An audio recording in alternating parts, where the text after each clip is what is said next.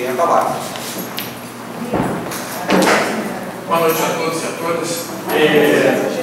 Eu confesso que eu não dormi essa noite. Foi uma noite longa e quando eu pastor havia pedido que eu recebi esse dia, eu fiz a gente faz uma retrospectiva em tudo que aconteceu, né? Quando o pastor disse que ia fazer algumas perguntas, a gente fica mais nervoso que jornalista, acostumado a entrevistar, não a ser perguntado. Mas essa noite eu fiz esse retrocesso, eu vi quanto Deus tem sido maravilhoso na minha vida.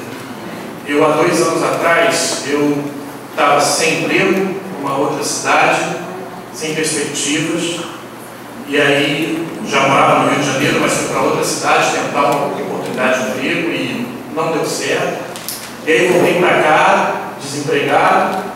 Graças a Deus, Deus me deu uma oportunidade de emprego naquela ocasião. E aí eu pude, aos poucos, reconstruir a minha vida. Com o passar do tempo, eu coloquei algumas metas na minha cabeça, no meu coração, mas eu confesso que ainda não tinha esse elo com a importância e a influência que Deus já estava na minha vida. Né? Era mais uma coisa assim, vamos dizer assim, material, uma coisa mais do mundo, vamos dizer assim, eu preciso alcançar metas. E aí, graças a Deus, eu primeiro consegui um emprego, depois eu passei no concurso público, que é muito difícil na minha área, porque não é uma coisa disponível para jornalistas de ser concursado. Depois, graças a Deus, passei para o mestrado e, finalmente, no meio disso tudo, né, todo esse processo, Deus me deu um presente maravilhoso, que é a Cláudia. Então, eu quero dizer que eu estou extremamente feliz de participar desse momento. Muito obrigado, Senhor. Tantas alegrias, tantas bênçãos na minha vida. É isso. Obrigado.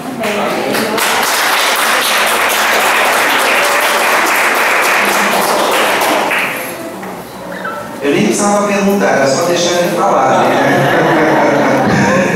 Mas que bom, Felipe. Deus abençoe. E se alguém mais quiser falar, fica à vontade, ninguém é obrigado. As crianças vão subir com a tia Dolores, então as nossas meninas podem subir. Hoje a Duda vai ajudá-la também? Não, vai ficar por aqui. Vai ficar aqui a Duda ou vai subir também com você, ajudar? Acho que ela fique à vontade. Tem 2 meninas, tem 2 jovens aqui também. Se quiserem subir, só deixar as coisas arrumadas aqui. Fiquem à vontade, tá? O Lucas está naquela idade jóia que ele pode escolher ficar aqui, subir, a hora que ele quiser.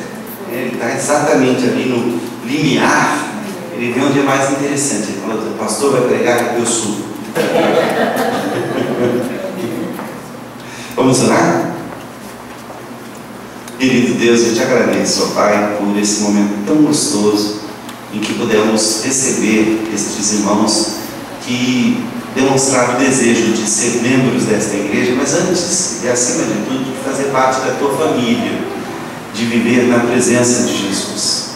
Quero colocar a vida das nossas crianças, a vida da missionária Dolores, da Duda, que vai ajudá-la nesse momento. Te pedir, ó Pai, que não somente as crianças, mas os jovens, os adolescentes sejam muito abençoados na nossa igreja. Te peço que o Senhor os abençoe com a tua graça e lhes dê também o ensinamento que eles precisam nesse momento. É o que eu te peço, em nome e por amor de Jesus Cristo. Amém. Amém. Podem subir, fiquem à vontade. Deus os abençoe. Eu quero convidar os irmãos a abrirem as suas Bíblias lá no livro de Atos dos Apóstolos, capítulo 8. É uma passagem que demonstra o quanto Deus está preocupado conosco, quanto Deus se empenha pela nossa salvação, se empenha para que nós sejamos abençoados. Atos, capítulo 8, versículos 26 até o versículo 40. Conta a história de um dos diáconos da igreja que estava nascendo. Para que a gente possa lembrar, a igreja de Jesus, ela começou a nascer de uma maneira muito espontânea. O Senhor Jesus teve o seu ministério, viveu entre nós, e após o seu ministério ele foi morto, mas ele não permaneceu na morte. Atos capítulo 8, versículos 26 em diante. Quem tem essa Bíblia aqui parecida com a minha, é a página 135 do Novo Testamento. Atos 8, 26. Quando o Senhor Jesus subiu ao céu, após a sua ressurreição, ele deixou os seus discípulos. E alguns discípulos, eu fico surpreso, né? Porque tanta gente foi atrás de Jesus durante a sua vida, tanta gente queria, onde Jesus não podia nem entrar nem sair das cidades, né? Ocasiões em que foi feita uma contagem de 5.000 pessoas, 7.000 pessoas, foi principalmente naqueles momentos em que ele multiplicou o pão e multiplicou os peixes e tal. E quando chega lá no começo do livro de Atos, a gente tem, na verdade, um grupo muito pequeno ainda, 120 pessoas. Essas 120 pessoas faziam parte daquele grupo mais próximo de Jesus, e muita gente tinha sido tocada por Jesus, mas tinham sido abençoados por Jesus, ouviram as palavras de Jesus, mas ainda não tinham se decidido por se tornar discípulos de Jesus. Isso é a primeira coisa que eu quero que vocês prestem atenção, porque Jesus, ao redor de Cristo, existem vários níveis de comprometimento com Deus. Existem aqueles que estão profundamente comprometidos com Jesus. E não é fácil ser profundamente comprometido com Jesus, principalmente nos dias de hoje, porque a vida nos leva de um lado para o outro. A gente não vive na igreja a semana toda, graças a Deus, porque se nós vivêssemos a igreja na semana toda, nós íamos começar a descobrir mais os defeitos uns dos outros, né? Íamos saber quem de fato é quem. Vamos perceber que o pastor não é calmo o tempo todo, né? O pastor de vez em quando perde a calma, né, Bia? Tadinha da Bia que vive com o pastor, né? Então a gente acaba sendo, né, na verdade, a vida que nós temos aqui, os momentos que a gente passa aqui na igreja, são momentos nos quais a gente tem assim um pouco melhor das pessoas, né? Porque a gente encontra as pessoas arrumadas, bonitas, cheirosas, tomaram um banho, fazendo o possível para serem agradáveis, e de fato, né, a gente quer realmente ser agradável uns com os outros, mas a gente vive lá fora, no dia a dia, na nossa família, que nem sempre é fácil de viver, no nosso trabalho, que às vezes é até mais difícil de viver. Então a gente é muito difícil ter um compromisso sempre com Deus o tempo todo, porque nem sempre a gente está pensando nas coisas de igreja, de Deus e tal. A gente está lidando com gente que às vezes está querendo dar uma rasteira na gente, está querendo derrubar, e gente até que, se possível, nos empurra e ainda corre para ficar atrás para a gente tropeçar, se isso fosse possível. Então, à medida em que a gente vai caminhando, a gente percebe que existem outros níveis. Aquelas pessoas, por exemplo, que já estão na igreja de menos vezes, pensam em Jesus de vez em quando. Existem aquelas pessoas que lembram de Jesus no Natal, depois no outro Natal, ou lembram-se da igreja quando vão a um casamento, alguma coisa assim. E existem aquelas pessoas, e há muita gente assim, que é abençoada por Deus, que Deus é tão bom que Ele não nega as suas bênçãos, Ele está sempre abençoando. Então é muito possível que você chegue num lugar, por exemplo, que não seja um ambiente religioso, e diz aqui: olha, quem aqui já foi abençoado por Deus? Pode ter certeza que muita gente vai levantar a mão, vai lembrar de alguma coisa boa que aconteceu, vai lembrar de coisas, momentos em que talvez passaram por um grande livramento, né? E há ocasiões em que até o mais convicto dos ateus se ajoelha para agradecer. Caso, por exemplo, de pessoas que sofreram um grande acidente, era ateu até 2 segundos antes do acidente. 10 segundos depois que o acidente terminou, ele viu que ele estava vivo, ele falou: meu Deus do céu, muito obrigado. Pode ser que dali a uns 15 segundos ele volte a ser ateu novamente, mas naquela hora ali ele lembrou que Deus cuidou dele, Deus a Deus por isso. Louvou a Deus. Deus é gente que foi abençoada por Deus, abençoada por Jesus. Deus quer trazer as pessoas para mais próximo de si mesmo. encontramos justamente isso, a igreja crescendo. A igreja cresceu tanto que precisou se organizar, elegeu pessoas para ajudarem a cuidar das coisas importantes da igreja. Eles não tinham um templo como a gente, eles se reuniam no templo dos judeus. Quando eles não estavam no templo dos judeus, eles estavam lá reunidos nas casas uns dos outros. Muitos moravam muito longe dali, muitos tinham vindo da Ásia Menor, tinham vindo de onde hoje fica a Turquia. Então viajaram dias e dias até chegar em Jerusalém. Em Jerusalém eles ouviram falar de Jesus, talvez até tivessem presenciado os últimos dias de Jesus, viram lá alguém sendo levado para ser crucificado, depois ficaram sabendo que aquele homem era um profeta, que muita gente seguia e tal. Muita gente talvez já tivesse ouvido falar de Jesus de longe, foi lá na curiosidade de encontrar Jesus, quem sabe o que vai acontecer. Pode ser que algumas daquelas pessoas também tivessem visto Jesus entrando em Jerusalém, o povo todo aclamando, aquela domingo de Ramos e tal, e aquela coisa toda. E podem ter percebido também que muita gente que o aclamou depois o rejeitou. Muita gente que disse Hosana, talvez tenha dito crucificam. E agora chegou o momento que eles acabaram se convertendo. Mas Deus não estava interessado somente em reunir aqueles que estavam em Jerusalém. Embora ele tenha começado o seu trabalho em Jerusalém, ele queria chegar até nós. Ele queria atingir a mim e a você. Então, o próprio Deus começou a tomar providências para que essa mensagem do Evangelho pudesse caminhar para longe, pudesse ir e atingir as pessoas onde quer que elas estivessem.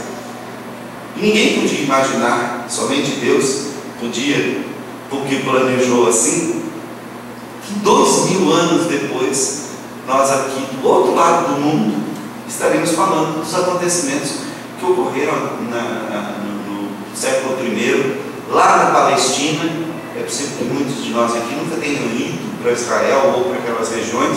Eu tive esse privilégio de estar lá, mas a maioria de nós nunca esteve lá. A gente imagina o que aquilo que aconteceu lá tem a ver com a minha vida.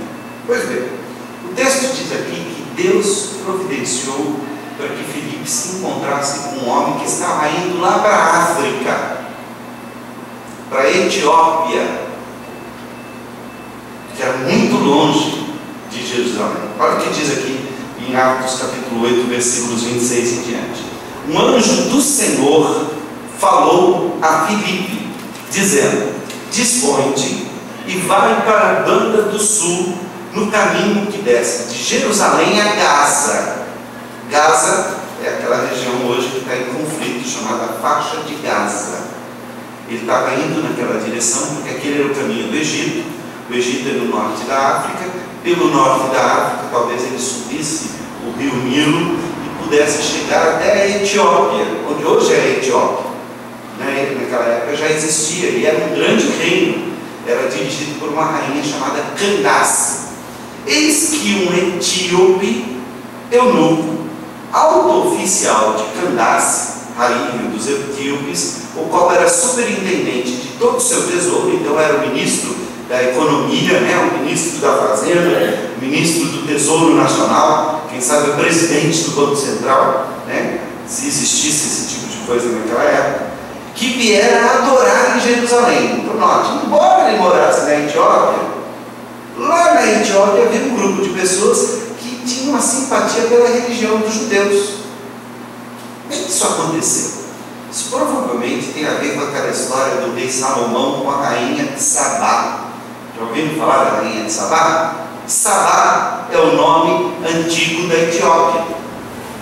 Então a rainha de Sabá, 1000 anos antes, havia ouvido falar das riquezas e da glória e da sabedoria de Salomão. Ela resolveu conhecer esse homem, pegou uma comitiva, foi até a cidade de Jerusalém, deve ter viajado muitos dias, e lá ela ficou encantada com as coisas de Salomão, com aquilo que Deus havia feito, e diz a palavra de Deus que ela voltou para a sua terra e provavelmente ela levou a semente da fé no único Deus verdadeiro. É possível que já há 1000 anos na Etiópia existisse ali um grupo de adoradores do Deus de Israel.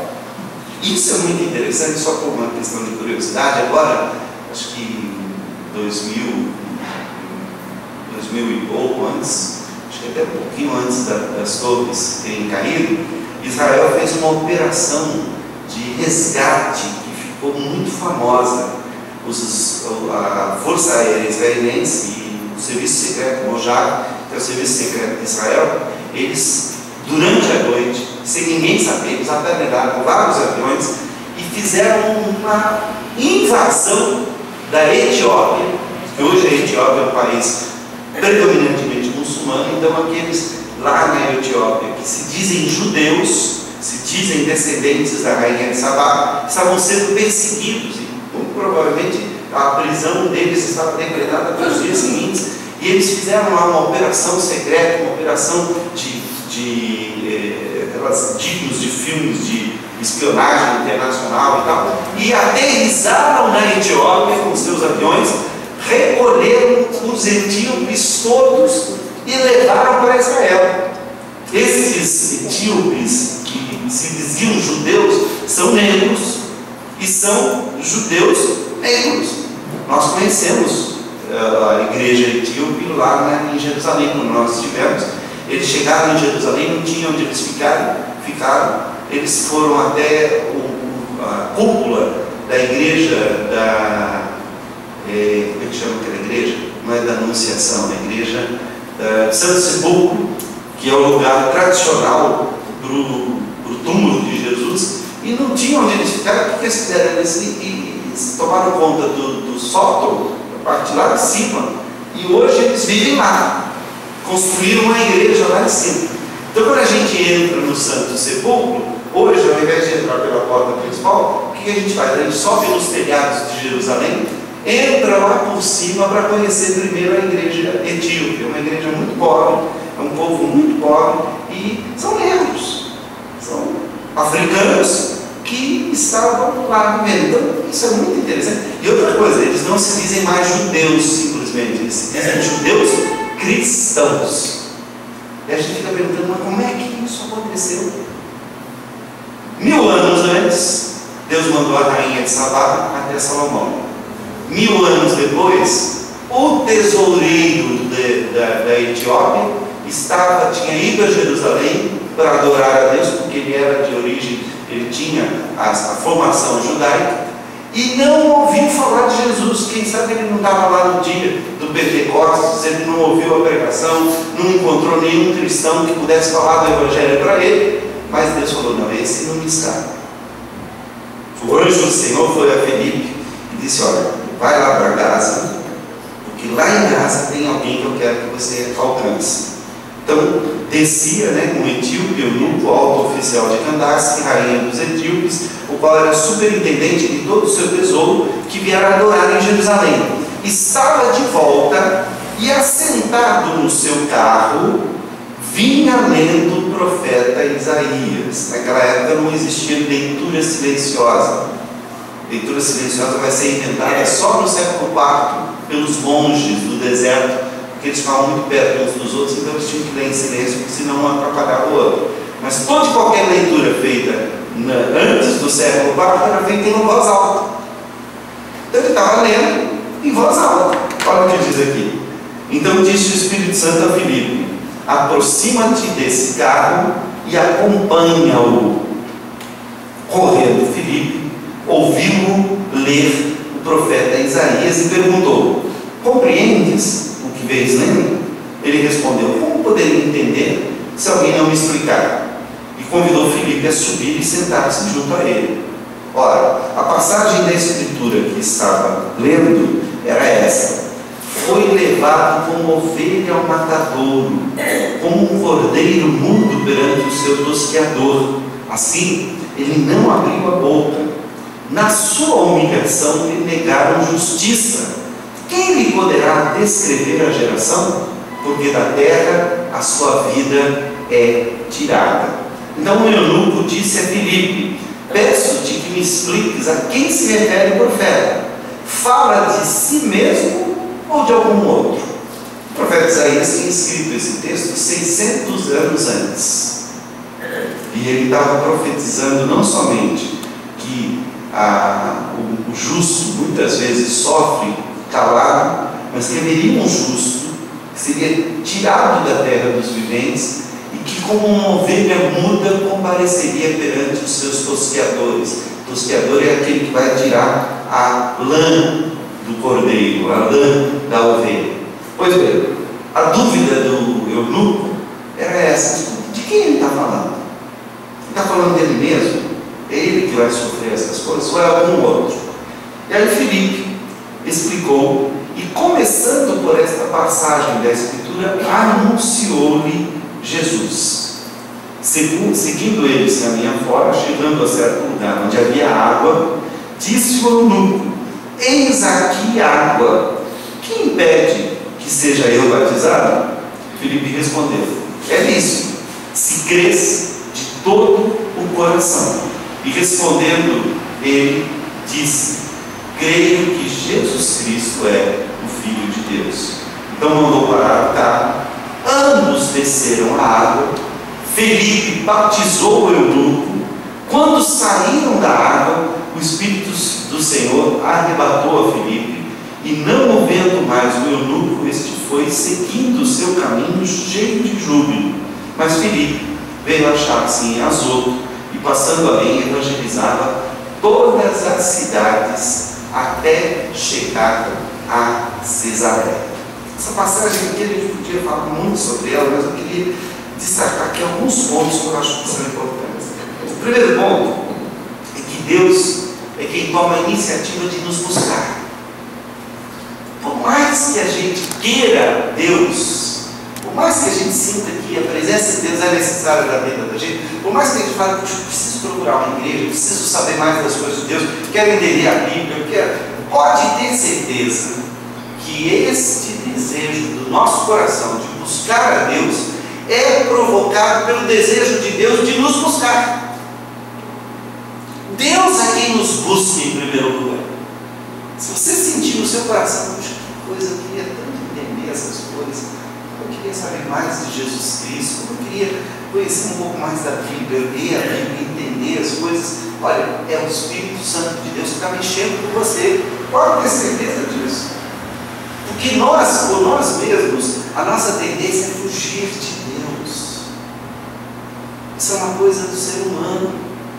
Se nós formos deixados à nossa própria vontade, simplesmente nós vamos fugir de Deus, nós não queremos saber, nós vamos arrumar uma desculpa, vamos dizer: não é a hora ainda, um dia eu vou na igreja, é muito importante, é muito bacana, é válido, é interessante, mas a gente acaba sempre arrumando outra coisa para fazer. Muitas pessoas já têm essa experiência, já tentaram: eu queria tanto ir na igreja, mas sempre acontece alguma coisa que impede eu de ir à igreja.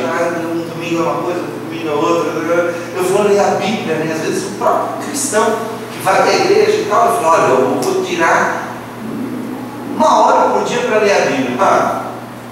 Olha, você arruma 1 hora por dia para fazer o que você quiser, para assistir novela, para ir no cinema e tal, mas para ler a Bíblia não consegue. Precisa um esforço muito grande. Sabe por quê? Porque existem duas coisas. Uma coisa dentro da gente que meio que empurra a gente para longe, existe algo fora de nós que tenta nos impedir. Vocês não tenham dúvida disso.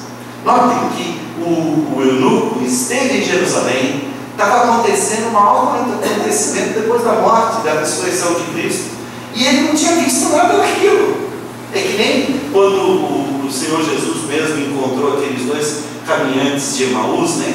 Logo no dia seguinte da ressurreição de Cristo, Jesus vai e encontra com eles no caminho, e eles vão conversando e tal, e Jesus chega perto deles, eles não reconhecem Jesus, e ele pergunta assim: escuta, o que vocês estão falando pelo caminho? E eles param, olham para Jesus e dizem: escuta, você é o único que, estando esses dias em Jerusalém, não viu o que aconteceu?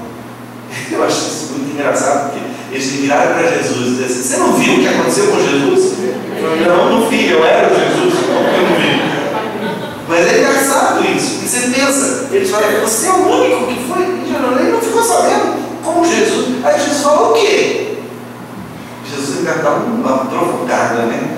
O quê? Não, como as autoridades mataram a Jesus, um homem justo, um homem correto, um profeta, Nós esperávamos que ele fosse aquele que haveria de redimir Israel e tal. É muito interessante ver aqueles discípulos contando para Jesus o que aconteceu com ele. Mas é isso que acontece. Às vezes Jesus está na frente da gente e a gente não está vendo. O eunuco teve em Jerusalém, o Espírito Santo desceu, 120 pessoas de uma hora para outra começaram a falar em línguas que eles não entendiam, que eles nunca ouviram, nunca aprenderam, línguas de todas as nações. Provavelmente tinha alguém falando em etíope lá no meio, e o etíope, o tesoureiro lá, o presidente do Banco Central não viu, não percebeu, estava indo embora.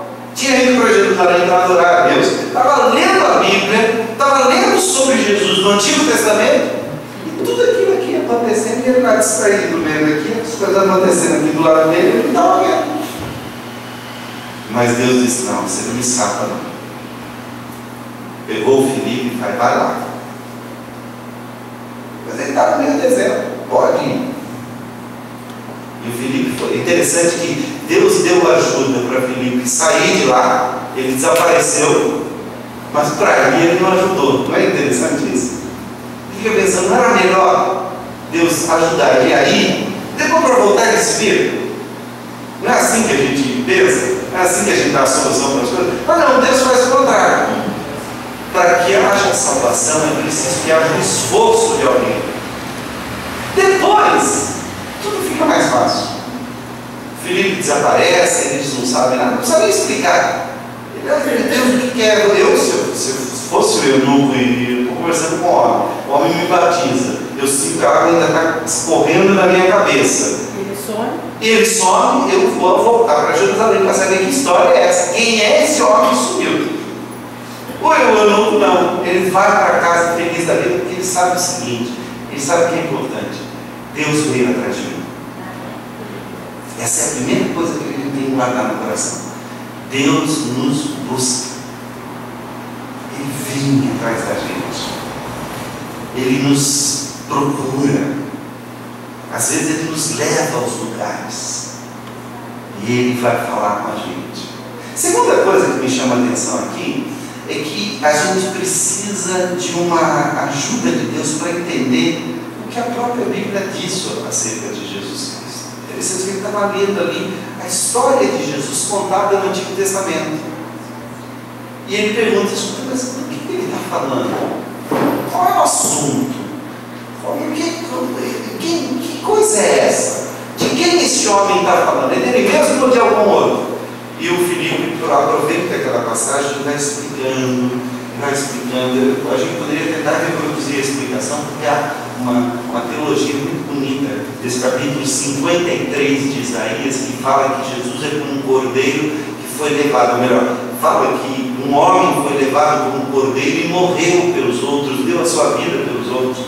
Basta a gente ler o texto de Isaías 53 e a gente vai descobrir. A impressão que a gente tem em Isaías 53 é que quem está escrevendo aquilo ali está debaixo da cruz ali, vendo tudo que está acontecendo, porque a descrição é impressionante, como se fosse um quadro da vida de Jesus, da morte de Jesus, de como Jesus sofreu na cruz. E Filipe explicou para o eunuco, disse: olha, esse homem é Jesus, eu conheci, eu andei com ele, não sei o que ele disse, eu posso imaginar. Mas isso é importante. É preciso que a gente entenda quem é Jesus e o que ele fez. O que ele fez? Ele deu a sua vida por nós. Quem ele é? E aqui a gente tem a resposta, né? Quando eles chegaram num lugar ali onde havia água, o eunuco disse para ele: escuta, tem água aqui. O que impede de eu ser batizado? Eu quero fazer parte desse negócio, eu quero fazer parte desse grupo. Aí Filipe disse: bom, é lícito eu te batizar se você crê de todo o seu coração. E a resposta do eunuco é muito interessante. Ele diz assim: eu creio que Jesus Cristo é o Filho de Deus. Note que ele compreendeu uma coisa que até uma criança pode compreender, mas que é muito difícil da gente receber essa verdade. Para que nós sejamos salvos, nós temos que crer que Jesus Cristo é o Filho de Deus e que Ele veio ao mundo para dar a sua vida por mim. Ele quer me salvar. Ele quer que eu receba aquilo que Ele tem de graça para mim. Essa é a essência da salvação. Mas o que eu tenho que fazer na igreja? Quais são as regras? Não sei o que. Esquece isso, isso é para depois. Deus vai ajudar você a encontrar uma igreja, a colocar você no lugar certo e tal. Não é isso que você está preocupado. Isso até pode atrapalhar. Você quer acabar com uma boa conversa? Discuta a religião. Não é verdade? Foi o que a mulher samaritana tentou fazer com Jesus. Jesus foi lá conversar com ela. Quando Jesus começa a tocar na ferida, ele diz: tá bom, você quer água que eu tenho para dar? Vai buscar seu marido e tal. Ela fala: bom, eu não tenho marido. Ele diz: eu sei que você não tem marido. Você já teve 5 maridos. Esse com quem você vive não é teu marido. Isso você disse com verdade. Ela falou: opa! Esse homem sabe mais do que eu gostaria que ele soubesse. Joga pedra no telhado. Pois é. Aí sabe o que ela fez? Ela foi genial. Aquela mulher era inteligentíssima. Para acabar com uma conversa boa, a melhor coisa é perguntar: escuta, qual igreja está certa, a minha ou a sua?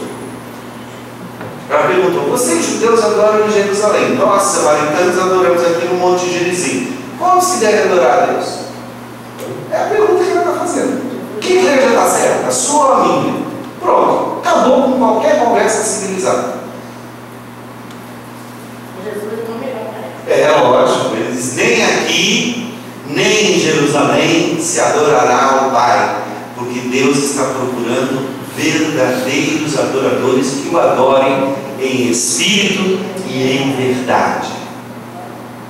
Então Deus não está preocupado com qual igreja nós frequentamos. Isso é o de menos. É importante, mas o que Deus quer é que eu abra o coração e eu diga: eu quero Jesus para a minha vida, é isso que eu quero. E quando o eunuco diz: bom, eu queria fazer parte da tua igreja. Eu disse: tá bom.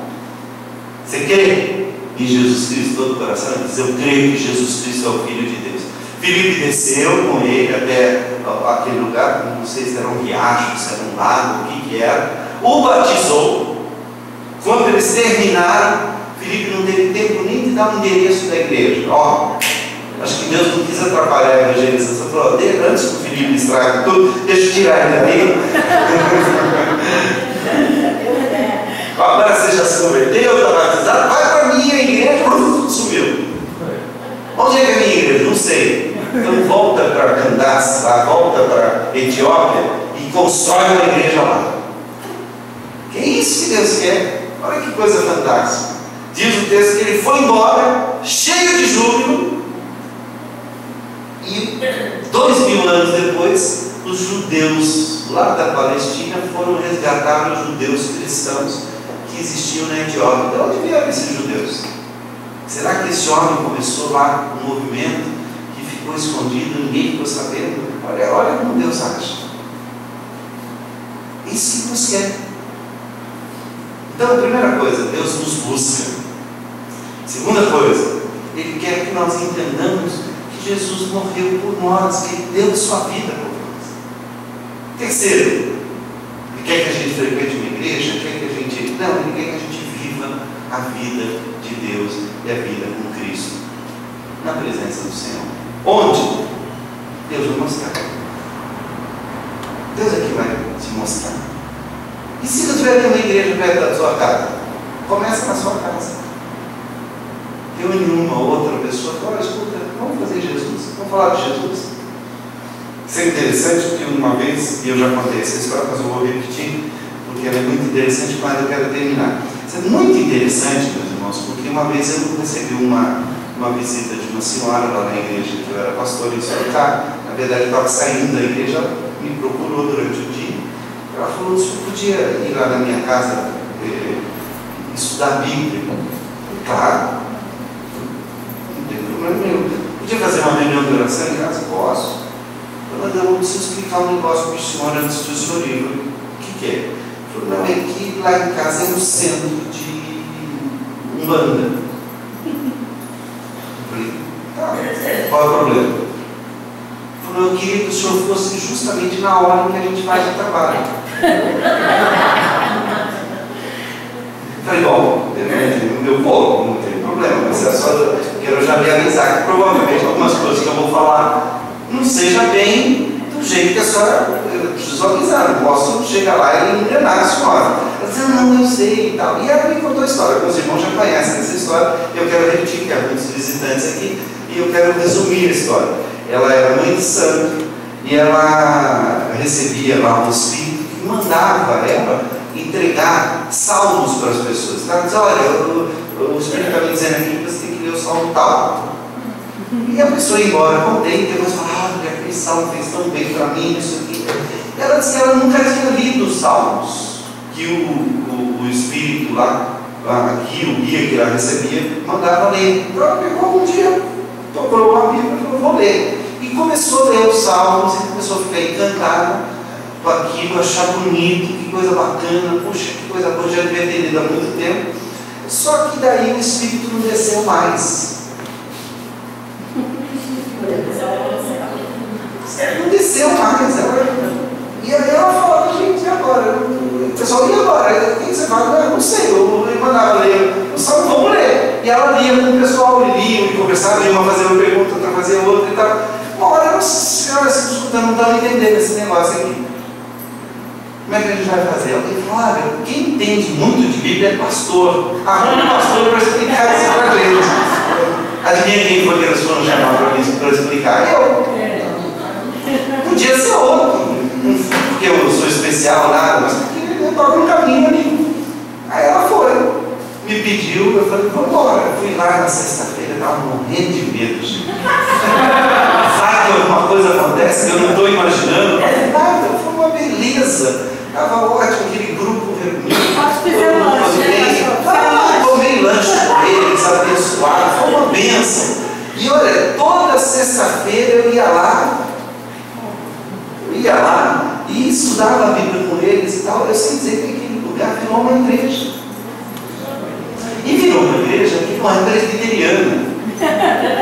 Eu não fiquei forçando a barra para ser uma igreja presbiteriana. No fim das contas, aquela mulher que era mãe de santo, que ficou sendo a pastora, que ela era uma guia espiritual de muita coragem. Porque para fazer o que ela fez, mudar-se radicalmente.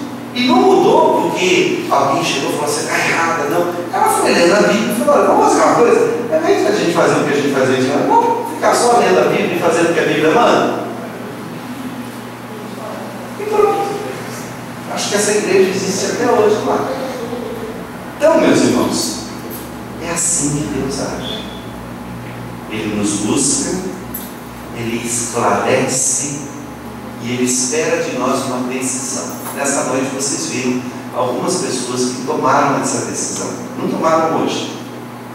Essa decisão foi sendo tomada aos poucos, né, devagar. Cada um talvez tenha a sua história, como é que isso aconteceu. Cada um tem o seu jeito de se encontrar com Deus. Mas é assim que Deus age. Ele nos busca, abre as coisas para a gente, e aí cabe a nós tomarmos uma decisão. Essas pessoas que vieram aqui, além da decisão de andar com Jesus, elas também tomaram a decisão de se tornarem membros dessa igreja, porque a igreja deu certo, é aqui, gostei, bom para a cara, bacana, é perto de casa e tal. Ou longe, não sei, mas poderia ser em outra igreja. Isso não é importante. O mais importante é que eles abriram o coração para Jesus. Que Deus abençoe essas vidas. Que Deus nos abençoe. Vamos louvar a Deus?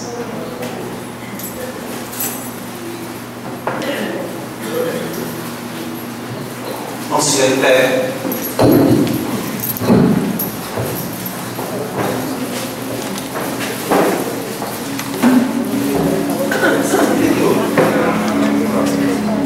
Como é precioso, irmão, estar bem junto a ti e juntos lado a lado andarmos com Jesus. Se você quiser, durante esse momento, cumprimentar as pessoas que estão perto de você, fique à vontade.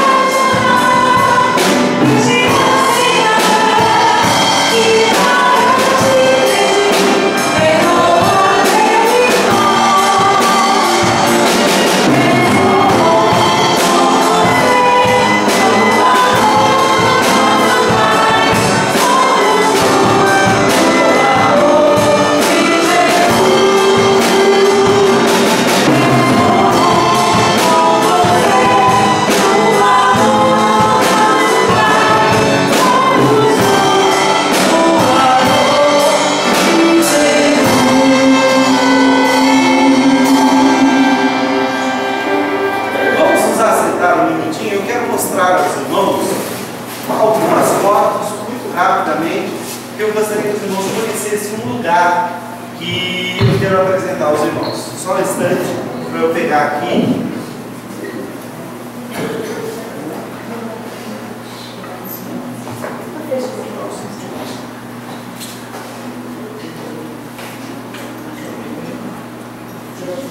Vamos sentar, depois a gente volta com a amiga. Senão a gente não vê as fotos.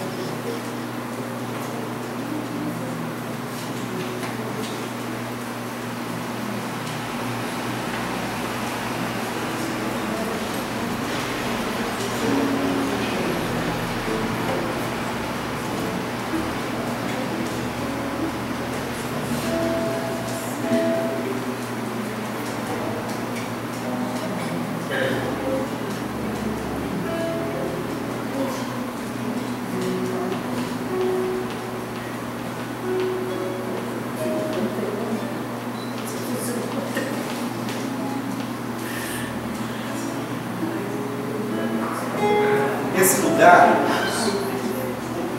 é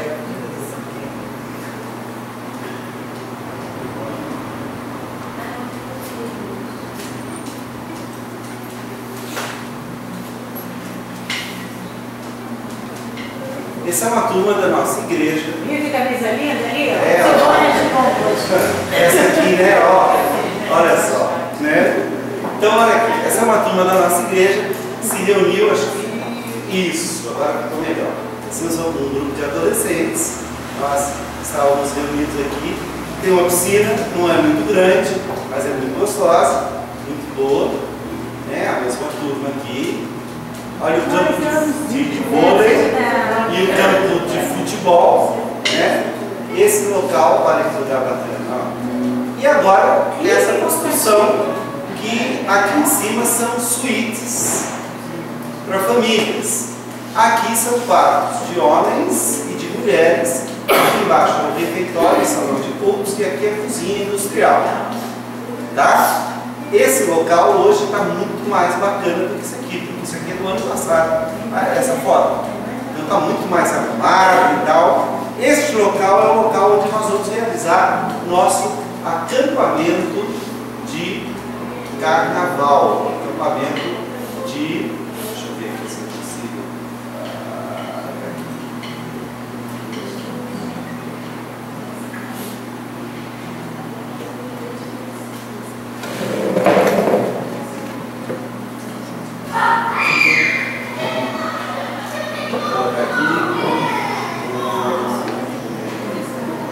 É lá o sítio do Silvânio, né?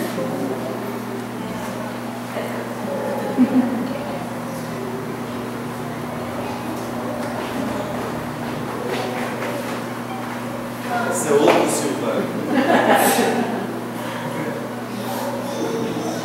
Vamos achar o Silvânio certo aqui embaixo. Aqui é o mesmo sítio.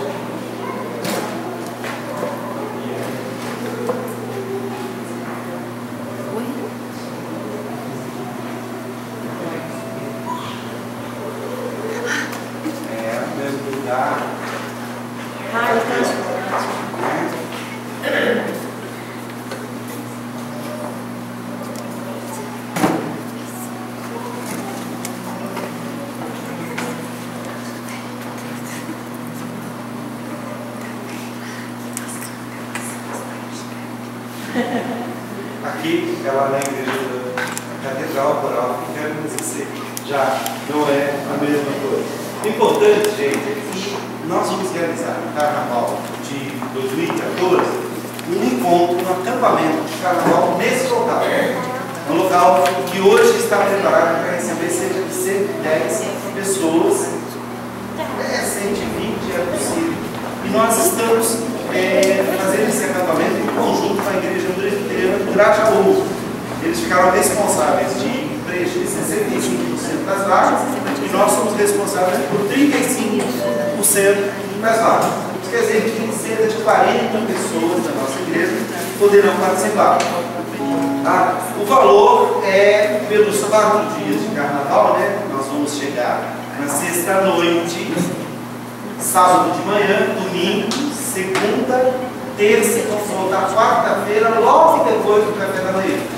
Então teremos as refeições todas incluídas, são 5 refeições por dia, 4 refeições, café da manhã, um cafezinho, um lanchinho durante o dia, almoço, jantar, um lanche à tarde, uma sopa da noite para dormir, alguma coisa, um chocolate, tal, dependendo da temperatura, suco, chá, e incluindo a hospedagem, vai dar cerca de R$450 por pessoa. Ah, mas é um grupo grande e tal. Vamos conversar que a gente negocia.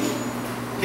Por exemplo, às vezes é possível colocar mais de uma família, várias pessoas na mesma suíte, é uma suíte grande, com banheiro, tem cama de casal, dá para colocar mais uma cama ou duas de solteiro e tal. Isso tudo dá para ser ajeitado. Então, os irmãos que estiverem interessados em participar deste acampamento, pode dividir até lá, a gente vai fazer. Nós já estamos acertados para a primeira semana de março, justamente na primeira semana. Pois não,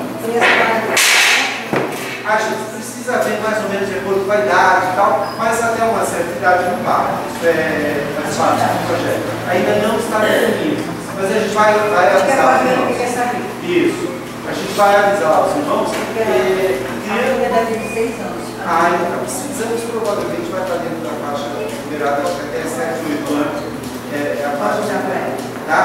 Isso a gente ainda vai combinar com o pessoal lá de Grajaú para não haver uma discordância. Esta semana nós temos uma reunião com eles para justamente acertar esses últimos detalhes. Tá bom? Mais alguma dúvida? Isso é em Itaboraí. Logo que passa para Itaboraí, aquela estrada que sobe para Friburgo, tá? Do lado da Copete, 3 km para frente da estrada da Copete, onde hoje é a Copete. Tá? É um local muito gostoso, quem conhece, é um lugar agradável, temperatura gostosa, né? A gente também pode ver a possibilidade, a pessoa que não pode estar todos os dias, tudo isso a gente vai aceitar, ok? Então, mais para que os irmãos saibam que nós já estamos fazendo este levantamento, tá? Vamos ficar em pé? Eu acho que agora gelou mesmo, hein?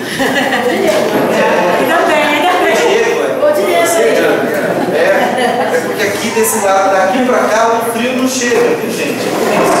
Então, tem jeito, acho que não tem que vir aqui o negócio pra minha direção aqui. Aqui fica quente, né? E realmente, aqui desse lado aqui é quente. Quem quiser vir assistir o culto desse lado aqui, também pode. Irmãos, sejam bem-vindos sempre, os nossos visitantes. Nós queremos transmitir nossa alegria de tê-los aqui conosco. E eu quero, nesse instante, pedir a Deus que nos abençoe e nos despedir. Nós temos um cafezinho para quem está se sentindo assim de freezer. Pode ir ali fora, mais quentinho, tem um café quente e gostoso. Tá bom?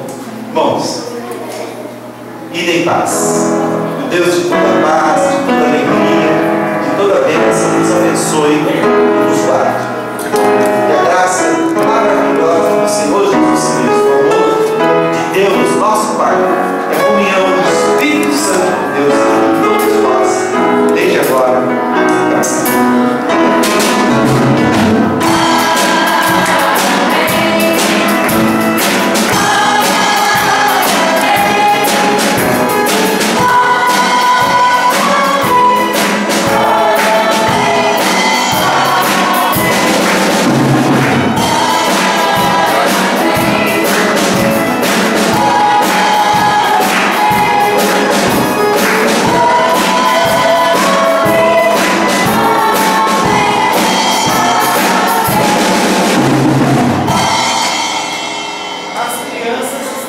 cartões e o preço você quem faz.